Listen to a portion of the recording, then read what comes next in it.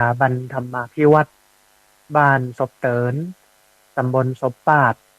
อำเภอแม่เมาะจังหวัดลำปางรายการนี้ออกอากาศทุกวันอังคารใน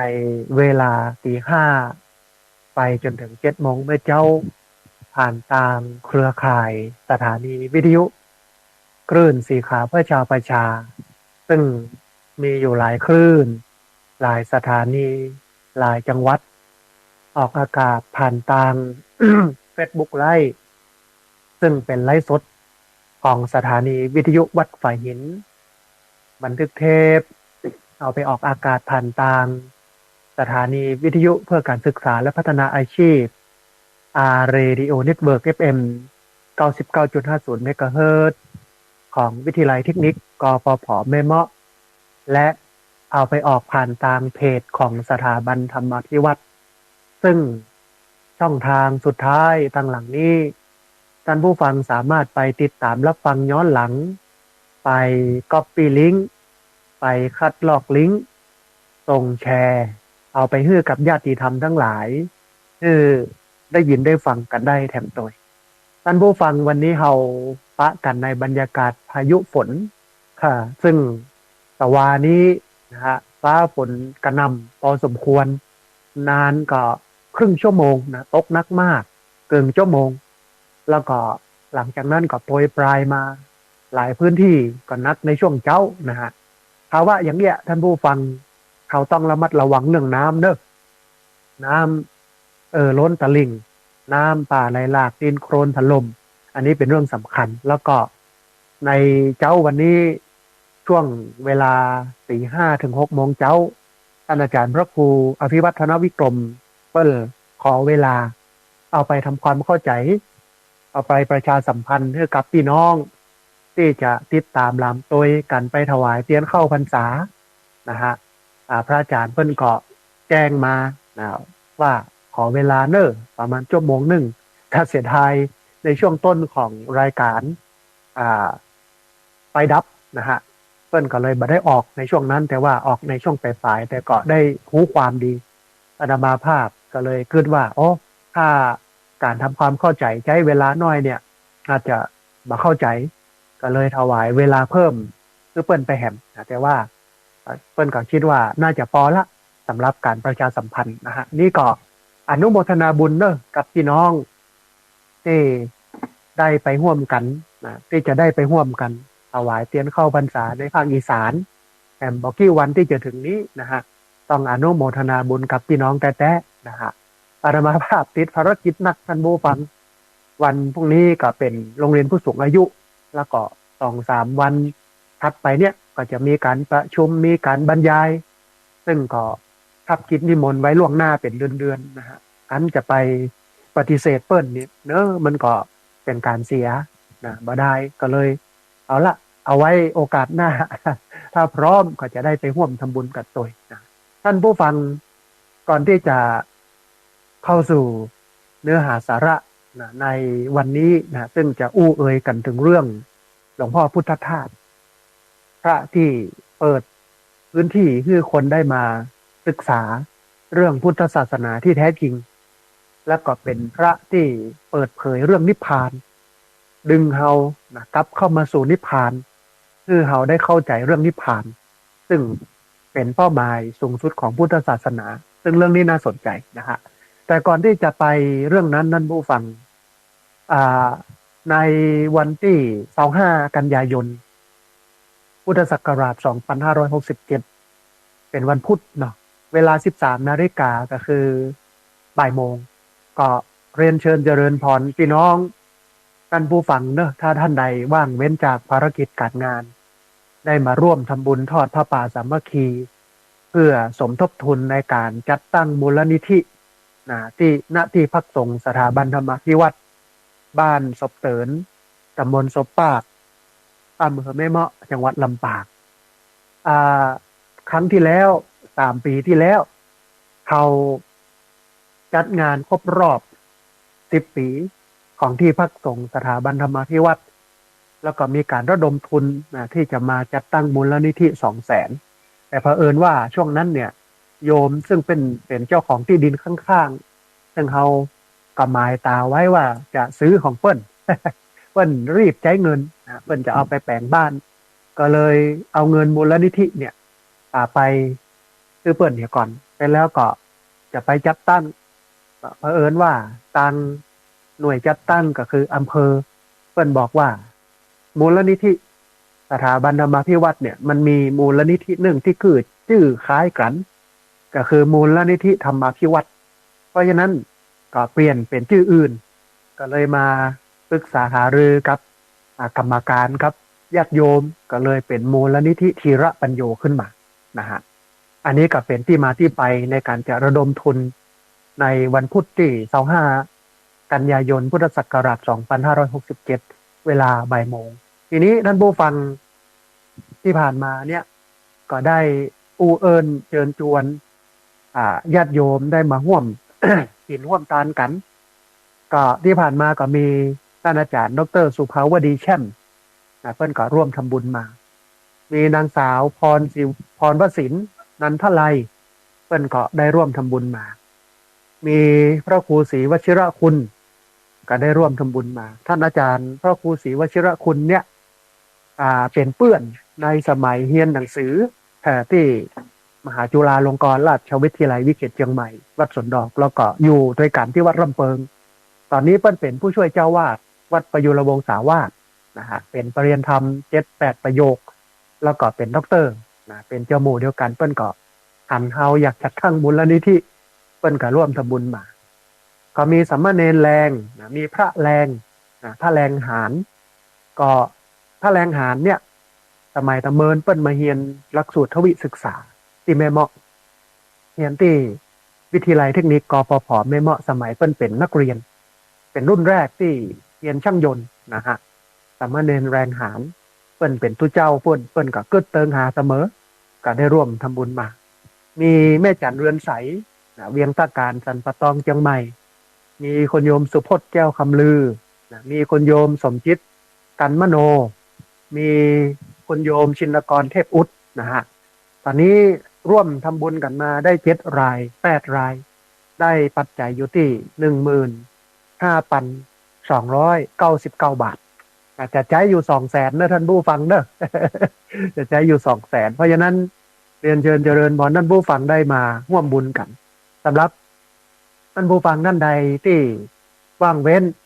จากภารกิจการงานวันพุธที่25เดือนกันยายนพุทธศักราช2567เวลาบ่ายโมง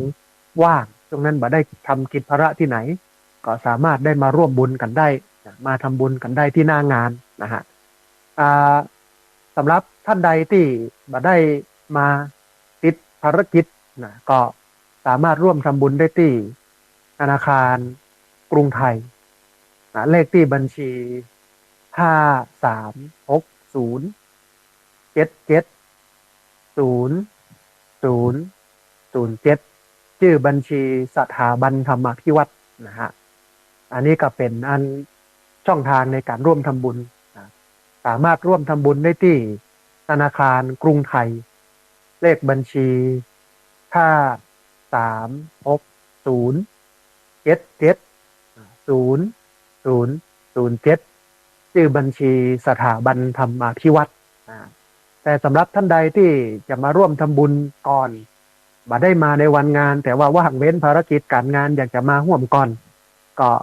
สามารถโทรเข้ามาได้ที่เบอร์064-125-4122เบอร์064-125-4122นะฮะอันนี้ก็แจ้งให้ครับญาติโยมทั้งหลายได้ทราบกันว่าได้มาร่วมบุญกันเนอะเพราะว่าการจัดตั้งมูลนิธิเนี่ยสำคัญต่อไปในการจะช่วยเหลือเกื้อกูลในการจะทำกิจกรรมต่างๆก็จะได้มีเงินทุนเอาไว้เป็นการมาทำงาน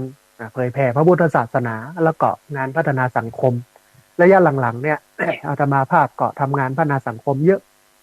แล้วก็ส่วนใหญ่ใช้ปัจจัยส่วนตัวค่อนข้างที่จะจำกัดจำเชี่ยแต่ถ้ามีมูลนิธิแล้วการบริจาคก็จะเป็นกิจลักษณะจะมีบัญชีเพราะว่าต้องไปรายงานต่อกระทรวงมหาดไทยต่อพาณิชย์จังหวัด เรื่องของรายรับรายจ่ายได้ต่อได้เหลือต่อได้ขาดต่อได้อย่างเงี้ยแต่ละปีได้มาจากไหนพ้องอย่างใดมันก็ทำให้เกิดความเป็นมาตรฐานแล้วก็เฮาสบายใจในฐานะที่เป็นคนทำนะฮะก็จะได้บรรลำบากใจก็จะม่วนใจในการทำงานไปเพลินไปเสร็จแล้วก็มีบัญชีรายรับรายจ่ายชี้แจงให้กับพี่น้องชาวบ้านได้รับทราบกันตัวอันนี้ก็เป็นเรื่องหนึ่งนะท่านผู้ฟังที่อยากจะเอิญเชิญชวนท่านผู้ฟังได้มาร่วมทำบุญกันในวันพุธที่25 กันยายนพุทธศักราช2567ที่จะถึงนี้นะฮะเวลาบ่ายโมงนะฮะทีนี้ท่านผู้ฟังวันนี้เนี่ยอาตมาเกริ่นเบื้องต้นถึงเรื่องของหลวงพ่อพุทธทาสอย่างถึงเกริ่นเรื่องนี้เพราะว่าในวันที่17วันที่18ที่ผ่านมาเนี่ยอาตมาภาพก็ได้มีโอกาสไปประชุมเรื่องธนาคารเวลาที่โรงแรมอมรีดอนเมืองกรุงเทพก็ใช้เวลาอยู่2 วันก็มีการอบรมเชิงวิชาการมีการลงไปดูพื้นที่ที่เปิ้นเอาธนาคารเวลาไปใช้ได้จริงซึ่งธนาคารเวลานี่น่าสนใจเดี๋ยวมีเวลาวันหลังเนี่ยก็จะเอามาเล่าให้ท่านผู้ฟังทั้งหลายได้ฟังกันโดยในเรื่องธนาคารเวลาจนกระทั่ง วันที่18ก็เกิงวันจบละนะฮะแยกย้ายกันไปอย่างนั้นไปพร้อมกับการบ้านที่จะเอามาทำในพื้นที่เนาะหลังจากนั้นเวลามันก็เหลือท่านผู้ฟังเพราะว่านั่งรถไฟออก2 ทุ่มตาวออก2 ทุ่ม 20นะฮะโอ้เวลาเหลือนักเนี่ยอาตมาภาพก็เลยจวนท่านพระอาจารย์มหารัตนากรปวโรจากจังหวัดตรังแล้วก็คุณวัชรพงษ์แก้วมาลาซึ่งเป็นลูกศิษย์เนี่ยไปศึกษาเฮียนฮู้ที่สวนโมกกรุงเทพเปิ้นอยู่ที่หลังกระทรวงพลังงานปกติก็จะเป็นแบบนี้ประจำท่านผู้ฟังคือหากประชุมเสร็จแล้วมีเวลาเหลือก็จะแวะไปสวนโมกกรุงเทพทุกครั้งแล้วก็ดูเหมือนว่าครั้งที่จะไปเนี่ยเป็นครั้งที่10แล้วครั้งนี้ที่ไปเนี่ยท่านผู้ฟังถือว่าโชคดีนะนอกจากอาตมาภาพจะทำหน้าที่เป็นไกด์พาเยี่ยมชมสวนโมกกรุงเทพแล้วเนี่ยวันนั้นเนี่ยเป็นวันเสาร์เป็นวันอาทิตย์หรอสวนโมกกรุงเทพเปิ้นจัดกิจกรรมคือครอบครัวที่มีพ่อแม่แล้วก็ลูกเนี่ยมาเรียนรู้ธรรมะที่เน้นคือละอ่อนนั้นมีความกตัญญูตอนนี้เนี่ยท่านผู้ฟังเปิ้นมีบทบาทสมมุติโดยคือละอ่อนอุ้มท้อง โดยการเอาผ้าเนี่ยมายัดใส่หน้าท้องเหมือนคนท้องมีการฮื้อละอ่อนเนี่ยปลูกต้นมะลิในกระถางสีขาวแล้วก็วาดรูปใส่ในกระถางเพื่อเอาไปมอบเพื่อกับคุณแม่ไว้เป็นที่ระลึกเพราะว่าดอกมะลิเนี่ยเป็นตัวแทนของแม่เพื่อนก็จะมอบกันให้กับแม่เป็นพวงมาลัยดอกมะลิอย่างเงี้ยนะฮะคือแม่ไว้เป็นที่ระลึกเป็นการตอบแทนบุญคุณอย่างหนึ่งอย่างเงี้ยนะฮะแล้วก็มีการสอนให้ละอ่อนเนี่ยฝึกสติหลายวิธีการที่ชอบที่สุดก็คือฮื้อละอ่อนเนี่ยท่านผู้ฟังถือแก้วน้ำแล้วก็เดินไปรอบๆสวนโมกกรุงเทพอย่างมีสติโดยที่น้ำ ในแก้วเนี่ยมันบ่ฮกมันบ่เนี่ยลงมันบ่ตกลงแล้วก็ฝึกฮื้อละอ่อนเนี่ยรับใช้ผู้อื่นหลวงพ่อพุทธทาสเพิ่นจะใช้คำนี้ทำงานรับใช้คนอื่นบ่ใช่ทำงานเพื่อสนองกิเลสตัวเก่า ทำงานรับใช้ผู้อื่นโดยฮื้อละอ่อนหมดนั้นเนี่ยประมาณ40 กว่าคนเนี่ยกวาดถู ทำความสะอาดรอบๆสวนโมกกรุงเทพละอ่อนเหล่านั้นไม่ใช่ว่าลูกคนบ่มีตังค์นะท่านผู้ฟังซึ่งเป็นละอ่อนกรุงเทพลูกผู้ดีมีเงินทั้งนั้นนะดูลักษณะท่าทางก็เป็นคนที่ผิวพรรณวรรณะผ่องใสขาวนะแสดงว่าเป็นคนที่บ่ค่อยได้ตุกกับเรื่องงานหมู่นี้แต่ก็คิดว่าพ่อแม่เปิ้นอยากจะให้ลูกมามีทักษะเรื่องของการทำงานสาธารณประโยชน์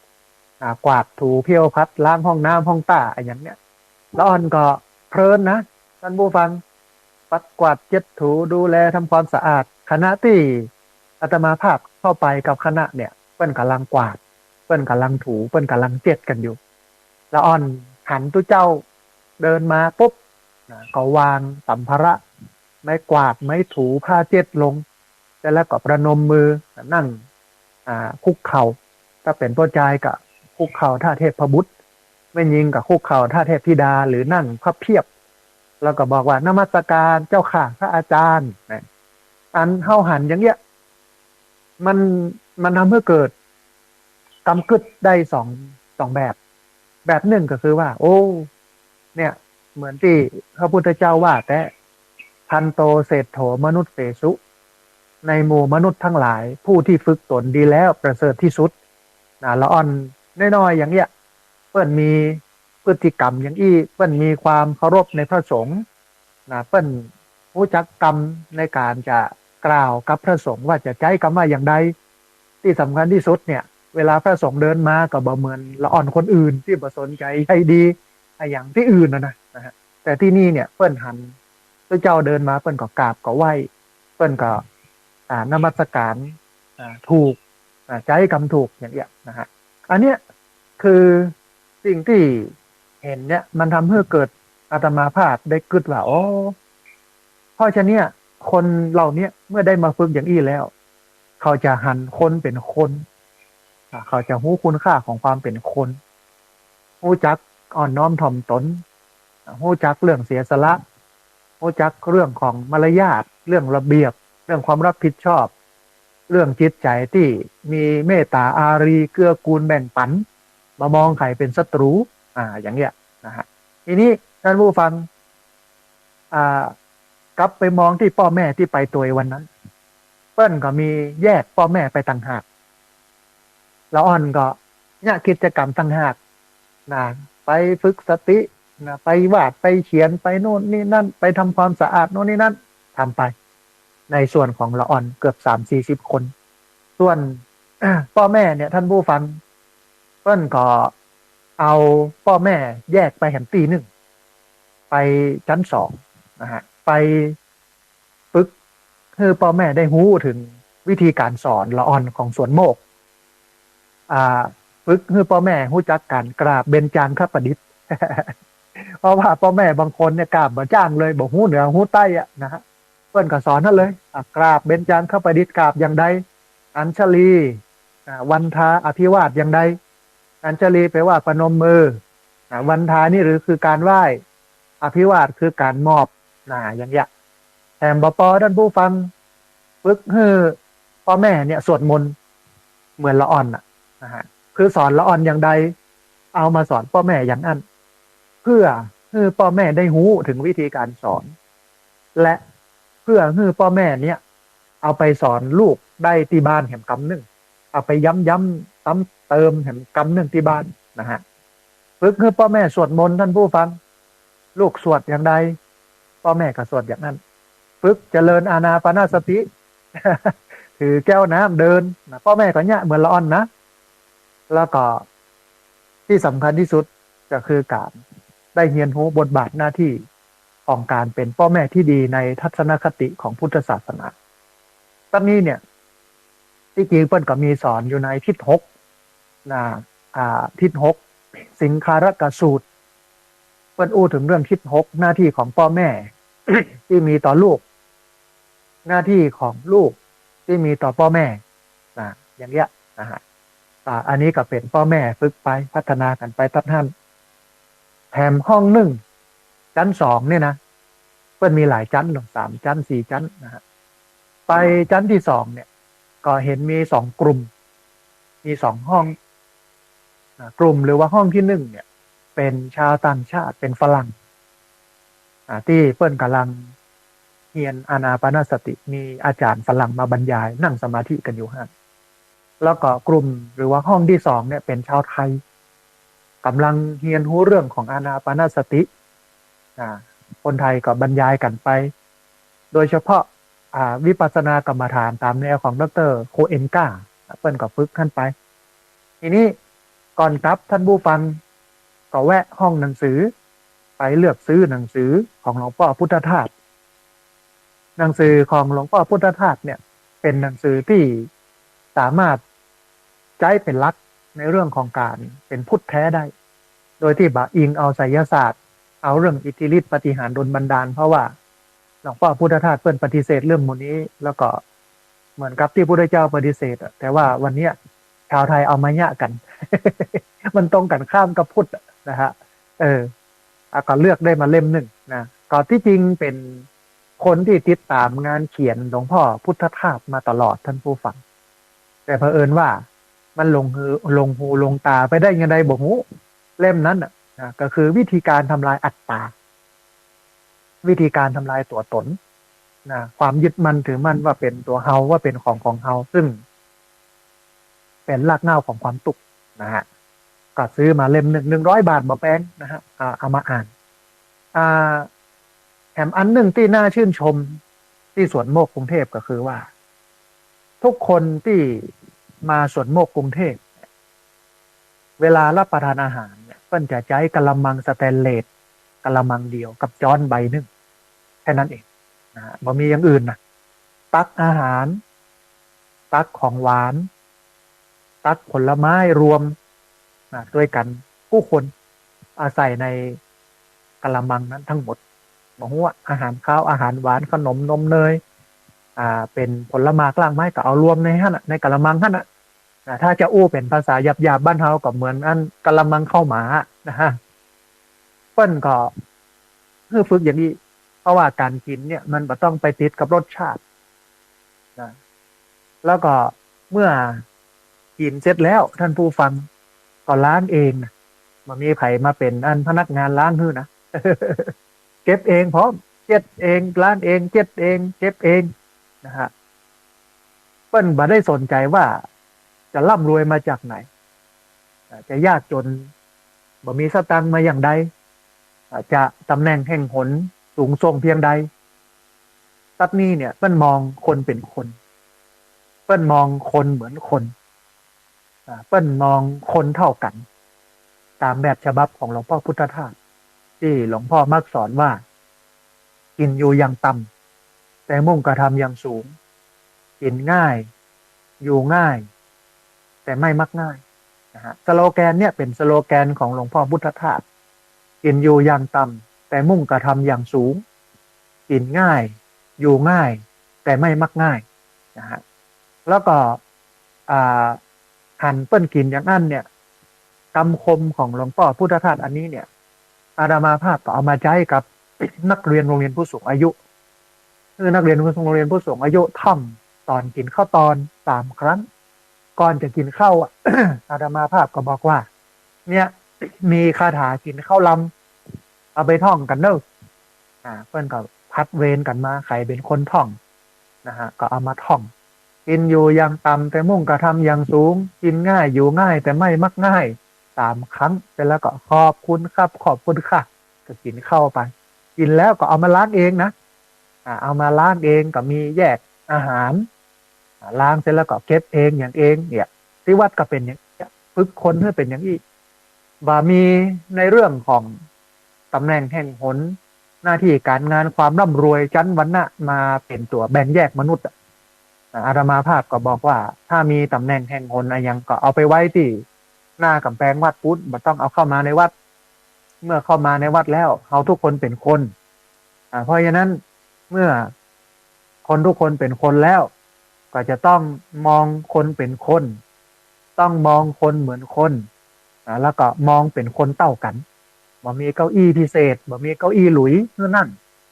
นเก้าอี้พลาสติกสีขาวหรือสีแดงเหมือนกันหมดทุกคนมาที่นี่สถานะภาพเหมือนกันกินเหมือนกันอยู่เหมือนกันนะฮะกินง่ายๆอยู่ง่ายๆจะไปฟูเฟอเห่อเหิมอะไรยังนะฮะแล้วก็พอกอยนะไปชั้น2ชั้น3โน่นนี่นั่นไปดูกิจกรรมยังพระอาจารย์กับบันขยมเปิ้นก็เพลินนะเปิ้นมาหันแต่แล้วก็ตอนกลับนั่งขึ้นรถแท็กซี่นะจะไปส่งพระอาจารย์เปิ้นไปสนามบินของเฮาก็ไปสถานีรถไฟดอนเมืองซึ่งตรงกันข้ามกับสนามบินดอนเมืองพอดีนะฮะ คณะเดินทางกลับเนี่ยเมื่อนั่งแท็กซี่แล้วเนี่ยเอาก็อู้เอ่ยกันว่าสวนโมกเนี่ยโดยเฉพาะสวนโมกกรุงเทพเนี่ยเป็นพื้นที่ทางจิตวิญญาณของพี่น้องในกรุงเทพที่จริงเนี่ยวัดทุกวัดควรเอาแนวทางการสร้างวัดแบบนี้ไปใช้ก็คือสร้างแบบเรียบง่ายประหยัดและเป็นประโยชน์ทำให้เกิดปัญญาทำให้คนเข้าวัดได้เป็นพุทธะก็คือหูตื่นแล้วก็เบิกบานเป็นคนที่มีปัญญาไม่ใช่เข้าวัดไปแล้วไปงมงายท่านผู้ฟังเพราะวัดเองเนี่ยทำให้โยมงมงายวัดเองก็ไปสร้างวัตถุใหญ่โตโดยที่บางเตื้อก็ไม่ได้ใจไปสร้างพระพุทธรูปรูปเคารพพระพุทธรูปแวดวิหารศาลาแวดวัดแวดวาบอกว่าจะไหว้องค์ไหนเป็นองค์ไหนอะนะไปสร้างไปเอาพระพิฆเนศไปเอาอะไรอย่างบอกว่าที่มันนอกศาสนาเข้ามาในวัดทำให้คนนั้นงมงายไปเอารูปเทพรูปเคารพเทวดาต่างๆเข้ามาไว้ในวัดไปสร้างความงมงายมองอย่างเดียวก็คือจะดึงเอาตังในกระเป๋าก็ตังโยมมาเข้าวัดได้อย่างใดมองเรื่องนี้เรื่องเดียวไม่ได้มองว่าคนเข้าวัดแล้วจะได้พัฒนาทางด้านกำกึศจะละวางในสิ่งที่ตัวเก่ายึดถือก็คือไสยศาสตร์เรื่องเลิกยามเรื่องที่บัจจัยพุทธออกแล้วหันกลับมาเอาพุทธอันนี้บัได้กึศเรื่องมูนี้เลยวัดทั่วไปเป็นอย่างนั้นนะฮะมันก็คัดกับหลักคำสอนของพุทธศาสนาวันนี้มันคัดโดยแท้จริงวันนั้นไปบรรยายที่มหาวิทยาลัยเชียงใหม่อาตมาภาพก็บรรยายเซตสอนเซตโดยเฉพาะเรื่องของวิปัสสนากรรมฐานตามแนวสติปัฏฐานสี่วิยธรรมดานะท่านผู้ฟัง3 คืน 4 วัน3 คืน 4 วันอาจารย์คณาจารย์เจ้าหน้าที่นักศึกษาของมหาวิทยาลัยเชียงใหม่ไปปฏิบัติธรรมกันวันสุดท้ายก็เปิดใจให้เปิ้นเปิ้นก็บอกว่าที่ผ่านมาเนี่ยบ่ได้รู้ว่าพุทธศาสนามีอย่างอี้และเป็นอย่างอี้รู้แต่พุทธศาสนาในสายวัฒนธรรมประเพณีที่จริงว่าสายวัฒนธรรมประเพณีเนี่ยถ้าอยากฮือถูก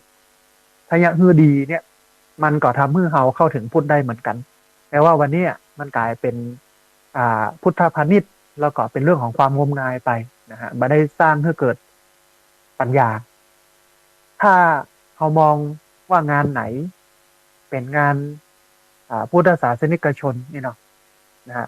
เป็นงานที่เกื้อกูลต่อพุทธเนี่ยงานนั้นต้องยืนอยู่บนฐานของศีลต้องเกื้อกูลให้คนมีศีลคนไปงานมีศีลให้คนไปงานนั้นมีสมาธิให้คนไปงานนั้นมีปัญญาทุกงานที่เกี่ยวข้องกับงานพุทธศาสนางานศาสนาพิธีมันต้องเกื้อกูลให้คนเป็นอย่างนี้ให้คนมีศีลให้คนมีสมาธิให้คนมีปัญญาซึ่งมันก็ตรงข้ามกันกับการเลี้ยงเหล้าในงานแสดงว่างานนี้บ่มีเหล้าเนอะถ้าเป็นพุทธแท้งานนี้บ่มีความวุ่นวายเนอะเป็นระเบียบเนอะนี่เป็นพุทธแท้งานนี้เน้นการทำสมาธิเนอะอันนี้คือพุทธแท้งานนี้เน้นให้คนนั้นเกิดความเข้าใจเกิดปัญญาตามพระพุทธเจ้าเห็นอะไรรู้อะไรเอาก็เห็นตามรู้ตามอันนี้คือพุทธแท้แต่ว่าวันเนี้ยท่านผู้ฟังเอาลองสังเกตดูงานที่เขาจัดมันบ่เกื้อกูลให้คนมีศีลมีเหล้าเข้ามาเกี่ยวข้องมีบุหรี่เข้ามาเกี่ยวข้องมีการพิษลูกพิษเมียมีโน่นนี่นั่นเยอะแยะนะฮะตีหัวกันเห็นพร้อมทุกงานถ้ามีเรื่องของการกินเหล้าล่าตามล่าเนี่ยไปจัดในวัดกินเหล้าในวัดตัวอย่างเงี้ยแล้วถามว่าจะเอาความดีความงามจากที่ไหนมาสมาธิกับบ่เกิดเพราะจิตใจบ่สงบบ่ร่มบ่เย็นแล้วก็ปัญญากับบ่เกิดนะฮะก็ไปสร้างสิ่งเหล่านี้ให้คนไปศรัทธาในวัตถุมงคลมันก็คัดคำสอนของพุทธศาสนาพระเจ้าตัดชัดเจนว่าความเป็นมงคลเนี่ยหรือว่าบมงคลเนี่ยมันไม่ใช่อยู่ที่ของมันไม่ใช่อยู่ที่วันเวลามันไม่ใช่อยู่ที่ดวงดาวเลิกงามอะไรอย่างต่างๆแต่ว่ามันอยู่ที่พฤติกรรมเวลาใดทำดีเวลานั้นก็เป็นเวลาที่ดีวันไหนทำดีวันนั้นก็เป็นวันดีเปิ้นถึงสอนอย่างเงี้ยแล้วเขาเข้าบ่ถึง เอาไปติดกับเรื่องของวันเวลาโดยเฉพาะคนเมืองเขาเนี่ยถ้า มีการตายเกิดขึ้นปั๊บเนี่ยก็ต้องพอวันว่าจะเผาวันไหนไม่ได้มองแบบพุทธอ่ะถ้ามองแบบพุทธก็3 คืนก็พอละหรือว่า2 คืนเนี่ยบ่เกิน4 คืนเนี่ยนี่คือพุทธแต่ถ้ามองแบบผีแบบพราหมณ์แบบไสยศาสตร์ซึ่งเป็นสิ่งที่นอกจากพุทธเนี่ยก็มองว่าเผาวันไหนดีจะเผาวันไหนวันนั้นก็เสียวันนี้ก็เสียวันนี้ก็เผาไม่ได้เป็นวันบดีก็พดไป7 วันทำไมถึงเผาไม่ได้ในวันบดีก็กลัวว่าเผาในวันบดีแล้วก็จะมีคนตายต่ออาตมาภาพก็ถามกลับว่าแต่ตึงวันนี้เผาวันดีถึงหมดเนี่ยนะเผาวันบดีเนี่ยมาเผาวันดีหมดศพต่างๆเนี่ยแต่ทำไมยังมีคนตายอยู่อีกยังต้องมีคนตายต่อมาแหมมันก็เป็นธรรมชาติของคนไงท่านผู้ฟังเกิดแก่เจ็บตายแล้วมันไปเกี่ยวอะไรอย่างกับดีบ่ดีวันไหนบางครั้งบางทีคนตุกคนจนเนี่ยเผาวันไหนก็มาได้เอาไว้7 วันพอเผาศพแล้วเป็นก็เป็นหนี้ถ้าถามว่าใครมารับผิดชอบกับหนี้นั้นมามีฮะไปช่วยเป็นไส้หนี้ก็มีนะแต่ว่ามาได้นะเผามาได้วันนี้ต้องแหมวันนั้นวันนี้เลิกนะฮะเรื่องวันเวลาเนี่ยมันขัดกับหลักคำสอนของพุทธศาสนาแล้วก็เรื่องของการดลบันดาลเรื่องอิทธิฤทธิ์เรื่องปาฏิหาริย์เหล่านี้นะฮะเพราะอย่างสิ่งเหล่านี้ขัดกับหลักคำสอนที่บอกว่าตนแลเป็นที่พึ่งของตนอัตหิอัตโนนาโถตนแลเป็นที่พึ่งของตนเพราะฉะนั้นเนี่ยมันต้องกลับมาฟื้นพุทธศาสนาอันนี้ก็คือที่สวนโมกกรุงเทพแต่ท่านผู้ฟังจะปาท่านผู้ฟังไปเฮียนหูสวนโมกแต่คนสร้างสวนโมกแต่ที่สุราษฎร์ธานีเนี่ยคือหลวงพ่อพุทธทาสหลวงพ่อพุทธทาสเนี่ยเปิ้นบทเฮียนตามประเพณีนะเมื่อวันที่29 กรกฎาคมพุทธศักราช2469ที่อุโบสถวัดอุบลหรือว่าวัดนอกก่อนจะย้ายมาประจำอยู่ที่วัดภูมิเรียงมีพระอุปชาก็คือพระโสพลเจสิการามหลวงปู่คงวิมาโลรองเจ้าคณะอำเภอเมืองในขณะนั้นแล้วก็มีพระปลัดทุ่มอินทโชโตเจ้าอาวาสวัดอุบลแล้วก็พระครูซักธรรมรักขิโตเจ้าอาวาสวัดวินัยก็คืออำเภอชัยยาแล้วก็วัดหัวคูเป็นพระครูสวดท่านพุทธทาสได้รับฉายาว่าอินทปัญโยซึ่งก็แปลว่าผู้มีปัญญาอันยิ่งใหญ่นะฮะการบวชของหลวงพ่อพุทธทาสเนี่ยเป็นไปตามธรรมเนียมแล้วก็บักคิดที่จะบวชบ่ซึกนะตอนนั้นเปิ้นก็เกิดที่จะลาสิกขาอยู่นะฮะหลังบวชได้เพียง10 วันท่านผู้ฟังหลวงพ่อพุทธทาสก็ได้รับโอกาสที่ขึ้นแสดงธรรมในโอกาสนี้เนี่ยเปิ้นก็เลยถือโอกาสปฏิวัติการเทศใหม่คือแทนที่จะเทศโดยอ่านจากคัมภีร์ใบลานอย่างเดียวเหมือนตั้งเหนือเขามีทำเป็นเป็นผูกซึ่งส่วนใหญ่ก็โอ้ถึงเรื่องบาปบุญความดีความชั่วแค่นั้นมันไม่ได้ลึกถึงเรื่องของวิธีการทำให้คนได้เข้าถึงมรรคผลนิพพานเปิ้ลก็เลยนำเอาเนื้อหาจากหลักสูตรนักธรรมไปประกอบการเทศทำให้การเทศเป็นไปด้วยความสนุกเป็นไปด้วยความม่วนแล้วก็ญาติโยมเข้าใจง่ายผู้ที่ได้ฟังจึงติดใจแล้วก็เพิ่มจำนวนขึ้นเรื่อยๆในคณะนั้นพระที่พอจะเทศได้ในวัดล้วนแต่บ่อยากจะเทศจึงเป็นโอกาสหลวงพ่อพุทธทาสได้ขึ้นเทศทุกวันพระในพรรษาแล้วก็เทศทุกวันพระในช่วงนอกพรรษาซึ่งหลวงพ่อพุทธทาสเพิ่นก็ชอบและเพิ่นก็ฮักงานเทศอย่างอีกนะฮะนอกจากการเทศแล้วท่านผู้ฟังช่วงพรรษาแรกเนี่ยหลวงพ่อพุทธทาสยังได้เรียนนักธรรมแล้วก็ได้ม่วนอยู่กับการอ่านหนังสือการเขียนหนังสือรวมทั้งการคัดลอกแล้วก็ซ่อมแต่งกระทู้วิชากระทู้จนทำให้หลวงพ่อพุทธทาสเนี่ยสอบได้นักธรรมชั้นตรีในพรรษานี้เองกิจวัตรการนั่งกับที่เป็นเวลาเมินเนี่ยทำให้หลวงพ่อพุทธทาสนั้นเป็นโรคกระใสแต่ท่านก็รักษาตัวเองจนหายในพรรษาต่อมาเห็นนะฮะนอกจากการเทศและการเรียบ การเรียนนักธรรมแล้วเนี่ยหลวงพ่อพุทธทาสเพื่อกันยังได้เขียนหนังสือพิมพ์เถื่อน ลงในกระดาษพุทธสแกตในสมัยนั้นนะซึ่งก็เป็นเรื่องขำขันคนอื่นได้ไข้หัวกันภายในวัดเรื่องนี้นะหลวงพ่อพุทธทาสเพื่อนก็อู้เอ่ยว่าผมออกหนังสือพิมพ์เถื่อนเป็นกระดาษพุทธสแกต2 คู่มันเป็นเรื่องสนุกเท่าอันเขาเขียนกลอนเนี่ยเขียนก่อนสวดมนต์ตอนค่ำพอเวลาสวดมนต์เสร็จเอาก็เอามาให้อ่านกันอันตุเจ้าพระสงฆ์เหล่านั้นอ่านแล้วก็ม่วนกันจันเล่าวิพากษ์วิจารณ์กันไปหลวงพ่อพุทธทาสก็เลยบอกว่าแต่เนี่ยจะได้ให้คนสบายใจเนื่อจิตมันเป็นกุศลเป็นบุญมาได้คำนึงถึงเรื่องอย่างตอนแรกอย่างเดียวนะฮะพอพรรษาที่ 2แม้แต่เดิมเนี่ยหลวงพ่อพุทธทาสตั้งใจจะบวชเรียนตามประเพณี3 เดือนแต่เมื่อได้ใจชีวิตเป็นพระแล้วเนี่ยความยินดีในกิจกรรมการงานต่างๆรวมทั้งการเอาอกเอาใจจากพุทธบริษัทรอบข้างก็ทำให้หลวงพ่อพุทธทาสเนี่ยบ่มีความคิดที่จะลาสิกขาแต่ทั้งพระเจ้าพระสงฆ์ในวัดหลายรูปก็เห็นว่าหลวงพ่อพุทธทาสนั้นเรียนหนังสือเก่งแล้วก็เทศดีจึงหนุนให้ท่านพุทธทาสเนี่ยอยู่ในวัดต่อไปเพื่อเป็นกำลังในการเผยแพร่พระพุทธศาสนาในชีวิตสมณเพศของหลวงพ่อพุทธทาสบ่ต่างจากพรรษาแรกมากนักท่านผู้ฟังหลวงพ่อพุทธทาสได้ศึกษาธรรมะต่อแล้วก็สอบได้นักธรรมชั้นโทในพรรษานี้เมื่อออกพรรษาได้ประเมิน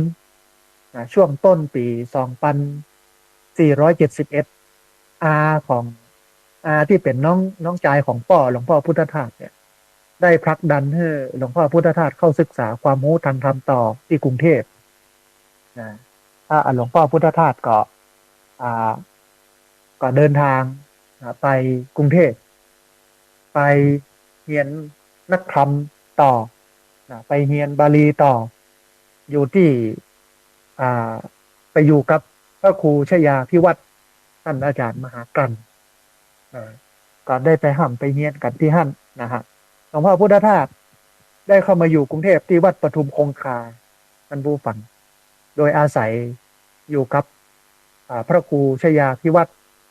หรือว่าหลวงพ่อกันซึ่งเป็นพระผู้ใหญ่ที่ใกล้ชิดกับหลวงพ่อพุทธทาสแล้วต่อมาก็ได้ศึกษาต่อที่กรุงเทพอย่างเดียวกันสำหรับหลวงพ่อพุทธทาสเนี่ยซึ่งบ่เคยเดินทางไปกรุงเทพมาก่อนเลยมีความคิดว่ากรุงเทพนั่นก็คือเมืองคือศูนย์กลางความเจริญในทุกด้านรวมทั้งพระพุทธศาสนาเนื่องจากกรุงเทพเนี่ยเป็นแหล่งความรู้ด้านปริยัติหลวงพ่อพุทธทาสก็วาดภาพไว้ว่าพระในกรุงเทพจะปฏิบัติดีปฏิบัติชอบตามพระธรรมวินัยถึงขนาดคิดว่าจะมีพระอรหันต์อยู่เต็มไปทั่วกรุงเทพนะฮะแต่กรุงเทพที่หลวงพ่อพุทธทาสได้เห็นเนี่ยมันไกลจากกรุงเทพที่หลวงพ่อพุทธทาสคิดไว้ลิบลับนะหลวงพ่อพุทธทาสก็ประสบกับตัวเก่าว่าศีลาจารวัตรของพระเนรในเมืองเนี่ยโดยเฉพาะเมืองกรุงเนี่ยมันมีหลายรูปที่ออกนอกลู่นอกทางยิ่งกว่าพระบ้านนอกแต่หลายรูปก็เคร่งครัดนะฮะก็ทำให้หลวงพ่อพุทธทาสรู้สึกบอกให้ม่วนอึดอัดนะฮะหลวงพ่อพุทธทาสอันอย่างอี้แล้วก็เกิดความเอื่อมละอาในชีวิตสมณเพศอย่างมากหลังจากอยู่กรุงเทพได้เพียง2 เดือนก็ปิกมาที่ภูมิเรือนที่เพื่อที่จะลาสิกขาที่จะลาศึกแต่ในขณะนั้นเป็นช่วงใกล้เข้าพรรษาแล้ว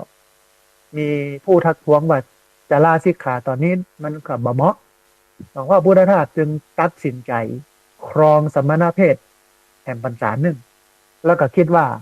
หลังจากออกพรรษาแล้วก็ค่อยลาสิกขาไปพรรษาที่3พรรษาที่4ท่านผู้ฟังในพรรษาที่3หลวงพ่อพุทธทาสสอบนักธรรมชั้นเอกได้เมื่อออกพรรษาคุณนายง้วนเศรษฐภักดีซึ่งเป็นผู้บริจาคเงินสร้างโรงเรียนนักธรรมที่วัดพระบรมธาตุชัยยาราชวรวิหารแล้วก็เป็นญาติของหลวงพ่อพุทธทาส รวมทั้งพระครูโสพลเจติสการาม รองเจ้าอาวาสวัดพระบรมธาตุชายาในสมัยนั้น ได้ชักชวนให้หลวงพ่อพุทธทาสมาเป็นอาจารย์สอนนักธรรมอยู่ที่วัดพระบรมธาตุหลวงพ่อพุทธทาสก็ได้เลื่อนกำหนดการลาสิกขาไว้ก่อน แล้วก็มาเป็นอาจารย์สอนนักธรรมอยู่1 ปีกลวิธีการสอนของหลวงพ่อพุทธทาสชวนติดตามนะท่านผู้ฟังเพิ่นสอนม่วนทำให้นักเรียนของท่านเนี่ยสอบได้หมดยกชั้นนะถึงห้องนะฮะในคณะเดียวกันเนี่ยมีรางวัลที่หลวงพ่อพุทธทาสเพิ่นสอนให้นักเรียนของเพิ่นสอบได้ยกชั้นคุณนายหงวนก็จึงซื้อเครื่องพิมพ์ดีดในสมัยนั้นยี่ห้อดังก็คือยี่ห้อเลมิงตันแบบกระเป๋าหิ้วให้หลวงพ่อพุทธทาสภิกขุเอาไว้เป็นรางวัลแล้วก็ท่านหลวงพ่อพุทธทาสภิกขุเนี่ยได้ใช้เครื่องพิมพ์นี้มาเป็นเวลาหลาย10 ปีในคณะเดียวกันนี้นายธรรมธาตุก็ได้รวบรวมญาติธรรมที่สนใจในพระพุทธศาสนาจัดตั้งเป็นคณะขึ้นในเดือนกันยายนพุทธศักราช 2472 และนี่คือจุดเริ่มต้นก่อนที่จะกลายเป็นคณะธรรมทานในเวลาต่อมาคณะธรรมทานเนี่ยเป็นคณะที่สำคัญนะฮะที่ช่วยงานหลวงพ่อพุทธทาสเมื่อหลวงพ่อพุทธทาสเนี่ยเปิ้ลหมดหน้าที่นักธรรมคือการสอนนักธรรมแล้วอาของเปิ้ลก็ลบเร้าเมื่อหลวงพ่อพุทธทาสเข้ากรุงเทพแห่งครั้งหนึ่งโดยหวังให้หลวงพ่อพุทธทาสเนี่ยเป็นมหาปรริญญาไว้เป็นเกียรติแก่วงตระกูลหลวงพ่อพุทธทาสก็เข้ากรุงเทพแห่งคราวหนึ่งเมื่อปี 2473 เมื่ออยู่กรุงเทพในครั้งนี้เนี่ยหลวงพ่อพุทธทาสก็คิดถึงเพียงแต่จะมุ่งเรียนบาลีเท่านั้นแล้วก็ทิ้งเรื่องการลาสิกขาเอาไว้ก่อนแต่หลวงพ่อพุทธทาสมาได้เข้าเรียนในช่วงเวลากลางวันเนื่องจากเห็นว่าเป็นการสอนที่อึดอัดบัดตันใจ จึงให้ท่านอาจารย์พระครูชยาพิวัตรหรือหลวงพ่อกลั่นเนี่ยสอนพิเศษในเวลากลางคืนนอกจากการเรียนบาลีแล้วหลวงพ่อพุทธทาสก็ยังสนใจเรื่องของการท่องเที่ยวการถ่ายภาพเครื่องพิมพ์ดีดเครื่องเล่นวิทยุแผ่นเสียงภาษาอังกฤษวิทยาศาสตร์ข่าวสารบ้านเมืองรวมทั้งยังติดตามงานเขียนของปัญญาชนทั้งหลายในสมัยนั้นไม่ว่าจะเป็นครูเทพพระองค์วันเสถียรโกเศสหลวงวิจิตรวัฒการอย่างเงี้ยเมื่อประกาศผลสอบปีแรกปรากฏว่าหลวงพ่อพุทธทาสสอบได้ปรริญญาธรรม3 ประโยคแล้วก็กลายเป็นพระมหาเงื่อมอินทปัญโยในปีเดียวกันนั่นเองท่านหลวงพ่อพุทธทาสมีงานเขียนเป็นบทความชิ้นแรกชื่อประโยชน์แห่งทานปรากฏอยู่ในหนังสือพิมพ์ที่พิมพ์แจกในงานพระราชทานเพลิงศพพระครูโสพลเจติสการามพระอุปชฌาย์ของหลวงพ่อพุทธทาสแล้วก็มีบทความยาวเรื่องพุทธศาสนาสำหรับปุถุชนพิมพ์ในหนังสือที่ระลึกครบรอบโรงเรียนนักธรรมวัดพระบรมธาตุชายานะครับตำแหน่งสูงสุดของหลวงพ่อพุทธทาสก็คือพระธรรมโกษาจารย์เป็นพระราชาคณะจันธรรมแต่เพิ่นบ่เคยยึดถือเรื่องสมณศักดิ์ตำแหน่งอันยังนะฮะเพิ่นได้สละสังขารอย่างสงบที่สวนโมกขพารารามเมื่อวันที่8 กรกฎาคมพุทธศักราช 2536สิริรวมอายุ87 ปี67 พรรษาคงเหลือไว้แต่ผลงานที่ทรงคุณค่าแทนตัวท่านเพื่ออนุชนคนรุ่นหลังได้สืบสานปณิธานของท่านรับมรดกความเป็นพุทธทาสเพื่อพุทธทาสจะได้บ่ตายไปจากพุทธศาสนาเหมือนมีบทกลบทหนึ่งท่านผู้ฟังที่อู้เรื่องนี้ว่าพุทธทาสจักอยู่ไปไม่มีตายแม้ร่างกายจะดับไปไม่ฟังเสียงร่างกายเป็นร่างกายไปไม่ลำเอียงนั่นเป็นเพียงสิ่งเปลี่ยนไปในเวลาพุทธทาสคงอยู่ไปไม่มีตายถึงดีร้ายก็จะอยู่คู่ศาสนาสมกับมอบกายใจรับใช้มาตามบัญชาองค์พระพุทธไม่หยุดเลยพุทธทาสยังอยู่ไปไม่มีตายอยู่รับใช้เพื่อนมนุษย์ไม่หยุดเฉยด้วยธรรมโคตรตามที่วางไว้อย่างเคยโอ้เพื่อนเอ๋ยมองเห็นไหมอะไรตาย แม้ฉันตายกายลับไปหมดแล้วแต่เสียงสั่งยังแจ๋วแว่วหูสบายว่าเคยพอดกันอย่างไรไม่เสื่อมคลายก็เหมือนฉันไม่ตายกายทำอย่างทำกับฉันอย่างกับฉันนั้นยังไม่ตายยังอยู่กับท่านทั้งหลายอย่างหนหลังมีอะไรเชียร์ใครให้กันฟังเหมือนฉันนั่งร่วมด้วยช่วยชี้แจงทำกับฉันอย่างกับฉันไม่ตายเกิดไม่ตายเถิดพร้อมจะเกิดผลสนองหลายแขนงทุกวันนัดสนทนาอย่าเลิกแล้งทำให้แจ้งที่สุดเลิกตายกันอันนี้เป็นหลวงพ่อพุทธทาสนะฮะการหลวงพ่อเนี่ยเปิ้นเป็นบุคคลสำคัญสากลของโลกที่องค์การสหประชาชาติเปิ้นฮืออ่ายกย่องหลวงพ่อพุทธทาสนะฮะถึงแม้ว่าเปิ้นจะมีสมณศักดิ์เป็นพระราชาคณะชั้นธรรมอดีตสมเด็จพระสังฆราชพระองค์ก่อนก็เคยไปกราบหลวงพ่อพุทธทาสเพราะว่าหลวงพ่อพุทธทาสนั้นพรรษายุคการเยอะกว่าสมเด็จพระสังฆราชนะฮะแล้วก็เปิ้นได้รับปริญญาเอกดุษฎีบัณฑิตกิตติมศักดิ์จากมหาวิทยาลัยต่างๆเช่นจากมหาวิทยาลัยธรรมศาสตร์มหาวิทยาลัยศรีนครินทร์วิโรธจากจุฬาลงกรณ์มหาวิทยาลัยสงขลานครินทร์มหาวิทยาลัยรามคำแหงมหาวิทยาลัยศิลปากรมหาวิทยาลัยมหาจุฬาลงกรณราชวิทยาลัยที่เปิ้นมอบดุษฎีบัณฑิตกิตติมศักดิ์ก็คือปริญญาเอกกิตติมศักดิ์ให้กับหลวงพ่อหนังสือของหลวงพ่อที่ท่านผู้ฟังสามารถอ่านแล้วก็เอามาเป็นหลักได้ก็คือคู่มือมนุษย์นะฮะคู่มือมนุษย์เนี่ยน่าอ่านน่าสนใจมากหลวงพ่อพุทธทาสไปอยู่ที่ภูมิเลียงชัยยาใหม่ๆหลังจากจบนักธรรมแล้วเนี่ยเปิ้นก็สอนแตกต่างจากตุเจ้าทั่วไปนะฮะสอนแตกต่างจากตุเจ้าทั่วไปทำให้ คนในที่หั่นเนี่ยมองว่าหลวงพ่อเป็นผีบ้า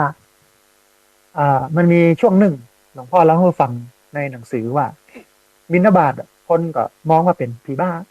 เอาใบหินไปขว้างก็มีนะเอาฝุ่นไปพุกก็มีนะเพราะว่าคนมองว่าตุเจ้านี่บ้าปัญญากันมาอย่างนี้จัดเหมือนเรื่องไสยศาสตร์อิทธิฤทธิปาฏิหาริย์โดนบันดาลอันนี้ไปอ้วมอย่างมันบ่เหมือนกับวิถีชีวิตที่เขาเป็นอยู่สิ่งเนี้ยท่านผู้ฟังทำให้อาตมาภาพนึกถึงท่านอาจารย์เจ้าคุณเมธีวัชโรดมหรือว่าท่านอาจารย์ววชิระเมธีเป็นบอกว่ารู้สึกแปลกหน้ากับศาสนาตัวเอง คือสิ่งที่เราเฮียนมาเนี่ย กับสิ่งที่มันเป็นมันคนละอย่างเพราะฉะนั้นหน้าที่ของเขาเนี่ยก็คือทำให้สิ่งที่มันเป็นมันเหมือนในสิ่งที่เราเฮียนมาอันนี้มันถึงจะถูกแต่หลายรูปก็ยอมการนะ ไหลไปตามกระแสไปสร้างประท้องว่าเทพจึงเคารพศักดิ์สิทธิ์สถาปนาพระในศาลาว่าศักดิ์สิทธิ์อย่างนั้นอย่างนี้ดลบันดาลอย่างนั้นอย่างนี้ซึ่งที่จริงมันก็ขัดกับหลักพุทธศาสนามันบ่ได้อยู่ในพุทธศาสนาเวลาเรากราบพระพุทธรูปถ้ากราบแบบพุทธมันก็จะกราบแผ่นยางนึงถ้ากราบแบบพราหมณ์กราบแบบผีก็จะกราบแผ่นยางนึงเอากราบแบบพราหมณ์เอากราบแบบผีก็แล้วกันก่อนกราบแบบพราหมณ์กราบแบบผีเนี่ยก็คือไปกราบว่าพระพุทธรูปนี่ศักดิ์สิทธิ์เนอะจะดลบันดาลให้เรามีความสุขเราต้องไปอธิษฐานขอพรอันนี้คือกราบแบบพราหมณ์กราบแบบผีกราบแบบไสยศาสตร์ไม่ได้กราบแบบพุทธแต่ถ้ากราบแบบพุทธกราบยังไงเขากราบพระพุทธรูปกราบแบบพุทธโดยมองว่าพุทธรูปเป็นสัญลักษณ์ของพุทธเจ้าที่เผยแพร่ศาสนาเผยแพร่คำสอนที่ดีให้เรานั้นมีวิถีชีวิตที่ดีเนี่ยคือกราบระลึกนึกถึงคุณของเปิ้ลอันแรก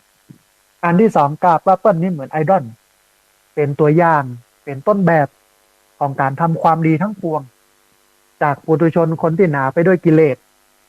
จะอู้ว่าเปิ้ลเป็นอดีตเปิ้ลเป็นเสเพลก็ว่าได้เป็นเจ้าชายสิทธัตถะโลกมีปราสาท3 ฤดูมีแม่หญิงห้อมล้อมมีดนตรีขับกล่อมอยากกินอย่างได้กินอยากเล่นอย่างได้เล่นอยากญะอย่างได้ญะทุกสำราญแต่เปิ้ลก็หนีจากความเสเพลเหล่านั้นจากปุถุชนคนธรรมดาเหล่านั้นก้าวไปเป็นกัลยาณชนก้าวไปเป็นอริยชนได้มันเป็นตัวอย่างของเขาเป็นอันเป็นว่าไอดอล เป็นไอดอลของเขาจะปฏิบัติตามเปิ้ล ตามคำสอนเปิ้ลอันนี้คือกราบแบบพุทธแต่ถ้ากราบแบบพราหมณ์ก็อย่างที่บอกอ้อนวอนขอซึ่งมันไม่เป็นจริงมันไม่มีจริงพระพุทธศาสนาไม่ได้เป็นศาสนาของการอ้อนวอนขอไม่ได้เป็นศาสนาของการอธิษฐานอธิษฐานเท่ากับใจกำพิษนะในภาษาไทยเนี่ยภาษาบาลีเนี่ยอธิษฐานแปลว่าตั้งใจไว้มั่นตั้งใจไว้มั่นอันนี้คืออธิษฐานแต่เขาเอามาใจอธิษฐานก็คือการอ้อนวอนขอซึ่งมันคนละเรื่อง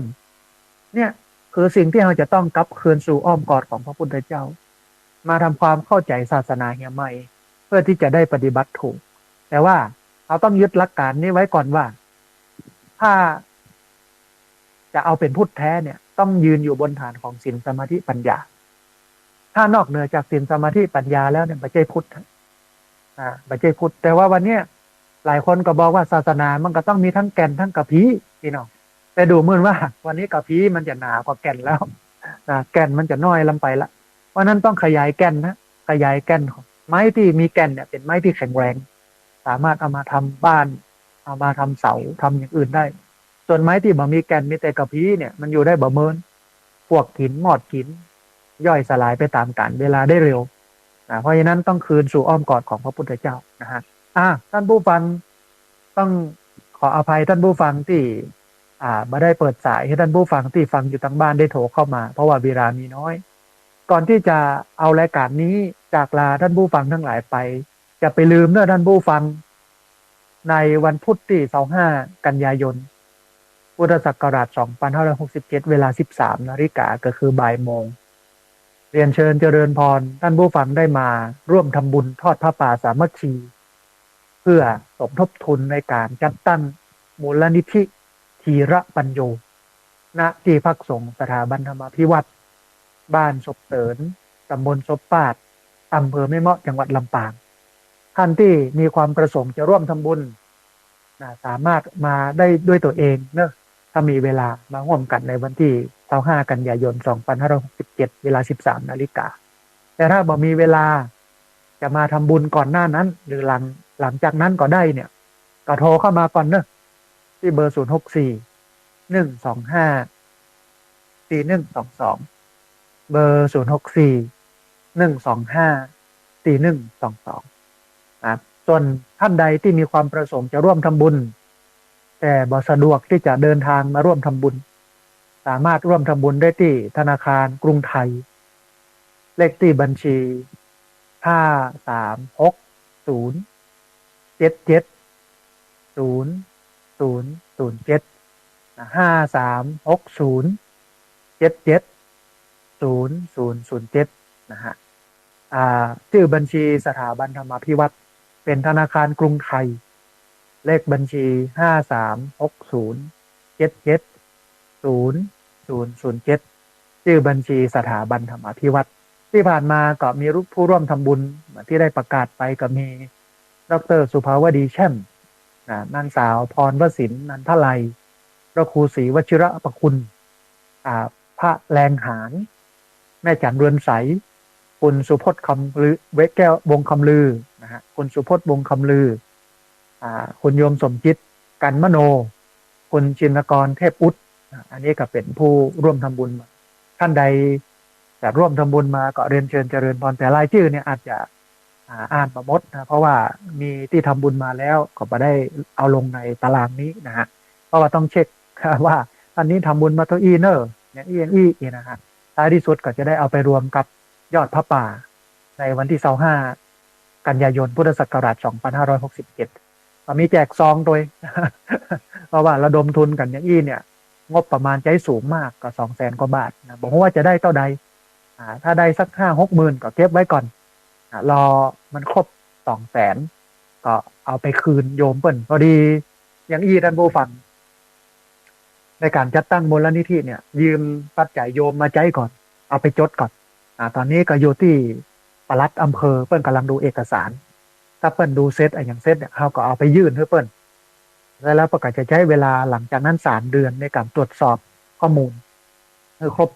นะฮะหลังจากตรวจสอบแล้วปุ๊บก็ประกาศในราชกิจจานุเบกษาโดยผู้ว่าราชการลงนามก็เป็นอันใจได้ละนะเป็นมูลนิธิละนะเพราะฉะนั้นตอนนี้เนี่ยก็เลย มาระดมทุนในการใจหนี้ใจสินให้โยม เพราะว่ายืมเงินโยมมาประมาณ200,000นะฮะก็ระดมทุนกันไปครั้งนี้ได้สัก50,000-60,000ประมาณนั้นก็เอาเฮือไปก่อนแถมรอบหนึงก็ได้50,000-60,000ก็เอาเฮือไปแถมรอบหนึงก็ได้50,000-60,000ก็เฮือไปก็สัก4 รอบเนี่ยก็น่าจะได้ละรอบละ4-5 หมื่นเนี่ยนะทยอยเก็บไปเรื่อยอย่างเงี้ยนะฮะถ้าได้มูลนิธิแล้วก็จะได้ประโยชน์หลายในการระดมทุนในการทำกิจกรรมต่างๆมากมายก่ายกองเพราะนั้นท่านผู้ฟังเพื่อเป็นต้นบุญเป็นการสร้างประวัติศาสตร์ของการทำงานด้านการพัฒนาสังคมของพระสงฆ์ในการตั้งมูลนิธิก็เรียนเชิญเจริญพรได้มาร่วมทำบุญกันในวันพุธที่25 กันยายนพุทธศักราช2567เวลา 13 นาฬิกาก็คือบ่ายโมงนะฮะท่านผู้ฟังเหลือบแลพอเวลาแล้วเวลาของรายการธรรมาภิวัตน์วันนี้หมดลงพอดีเอาจะปะกันใหม่ทุกวันอังคารในเวลา 5:00 ถึง 7:00เมื่อเจ้าแล้วก็ในเพจของสถาบันธรรมาภิวัตน์สามารถไปติดตามรับฟังย้อนหลังแล้วก็ใน Facebook ไลฟ์ของสถานีวิทยุวัดฝายหินซึ่งออกอากาศทั่วโลกนะฮะต้องกราบขอบพระคุณครูบาอาจารย์พระเถรานุเถระที่เคารพอย่างสูงทุกรูปอนุโมทนาบุญกับเจ้าของคลื่นเจ้าของสถานีที่รับสัญญาณเอาไปออกอากาศเอาไปส่งกระจายเสียงอนุโมทนาบุญกับทุกคนทุกท่านที่ติดตามรับฟังขอสุมาอภัยกับที่มาได้เปิดสายให้ท่านผู้ฟังได้โทรเข้ามาร่วมเอ่ยกันได้โทรเข้ามาร่วมแสดงความคิดความเห็นกันวันนี้สัพพะพุทธานุภาเวนะด้วยเดชเดชะอนุภาพของพระพุทธเจ้า